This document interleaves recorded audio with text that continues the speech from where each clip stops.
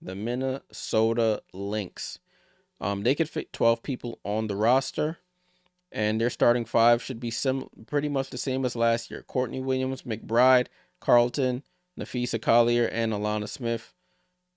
Their bench, you have Natisha Heidemann, and I butchered Carly Samuelson's name. Let me fix that right quick in my rush to type. Samuelson.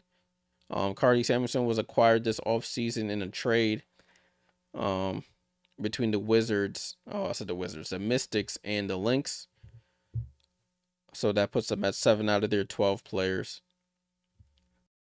So the other players they have, point guard, they have Grace Berger, who was acquired from Indiana, Kristen Williams, Diamond Johnson, who was signed on a training camp, played at Norfolk State, the HBCU. You have Kiara Leslie, Reagan Richardson out of Duke, that was signed after the draft. You have Diamond Miller, Asia Petty, Cameron Taylor, Alyssa Pili. Your power forward, you have Delia Daniels, who is their 2025 first draft pick, their second draft pick, and Anastasiia Olairi Kosu out of Russia, who was their first draft pick. Jessica Shepard returning to the Minnesota Lynx. And then you have Dorka Juhas and Marième Badiane out of France. So Dorka Juhas has an asterisk by her name because she's still overseas playing in Italy. Anastasiia is still overseas I think she's in Russia playing. So those two have not reported yet to training camp as of today. If their seasons are over, before training camp is over, then they'll end up reporting. But to the matter at hand, we have 7 players. We have 12 spots. That leaves 5 open. And let's start to fill them up. So, look, you said is Meg Gustafson protected? Looking from the Aces, Meg Gustafson. Looking at it I'm looking at her hoop stats. They have all the protections and whatnot. Meg Gustafson is on an unprotected contract. Kim, thanks for your comment though. Really appreciate the interaction. All right, so let's get into the Minnesota Lynx.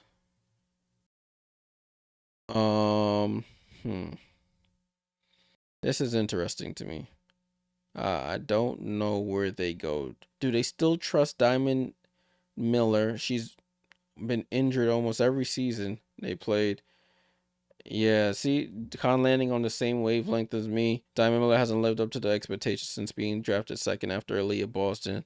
Yeah, I don't see it. I know she had an injury and that probably affected her, affected the way she plays, but I just don't see it.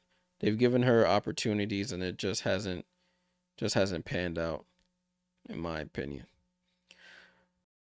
So where do they go? I think they'll keep Alyssa Pili. I'm gonna say they keep Alyssa Pili. When she got a little bit of minutes last season, she had some pretty nice moments for the team. I know what's her name? Cheryl Reeve, the head coach, has spoken highly of this Anastasiia Kosu young lady. So I'm gonna just put her on there because she's spoken really high of her. And I'm gonna say Dorka. I'm gonna say Dorka makes it. Dorka Juhas out of UConn. I know a lot of people are not familiar with Marième Badiane. Marième is a French player. I've been mentioning a lot of players representing France. She is really good player out of France, Marième Badiane. I'm gonna get you her specifics. Roster. Marième Badiane, she's 6'3". Can spread the floor.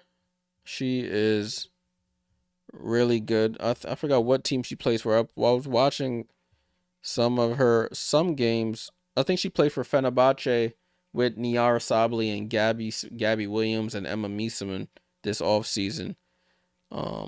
30 years of age, 6'3". She could really hoop. So I think she'll make it as well. So that puts me at 5, 6, 7, 8, 9, 10, 11. That puts me at 11 already. Jeez. So where do we go from here? Does Diamond Miller make the cut? I don't know. Does the returning Jessica Shepard steal somebody's spot? I don't think the rookie Delia Daniels makes it, unfortunately. Colin says Route 22 signing of Aerial Powers or max deal, but yeah, Aerial Powers. I don't even think Aerial Powers is signed to any team this year. She's just not she shows some moments of brilliance, but for the most part, Aerial Powers just unfortunately ain't it. I don't know who to go with. I don't know who they go with. I might just say they might give Diamond Miller another shot. They might give Diamond Miller another shot. So I'm gonna just put Diamond Miller. I'm not super confident in that pick, but I don't think they'll what this will be her 3rd season. I think they give her one more shot, and then if it doesn't pan out, then it's a free for all in 2026 to sign people, so they can just let her walk. But she may be on that guaranteed. It might be a team option for that year. Let me look at the Minnesota Lynx. So Diamond Miller, yeah, it's a team option. They can opt out of it before paying her guaranteed money. So I think they'll give Diamond Miller, one last ride. See how it pans out this year, and then if anything, they just cut their losses in the free agency bonanza. So that's my final picks here. So to go along with the starting 5, we have Heidemann and Samuelson. Then we have Miller and Pili, Kosu at the forward, and then we have Juhas and Badiane. Now that I'm looking at it, I don't know if Kosu makes it. She might go all reliable and go Jessica Shepard, even though Shepard hasn't played and didn't play in the W last season. But I'm gonna leave it as is. Anastasiia, Kosu with Juhas and Badiane and everybody else there. Any thoughts? Let me know your thoughts in the comments below.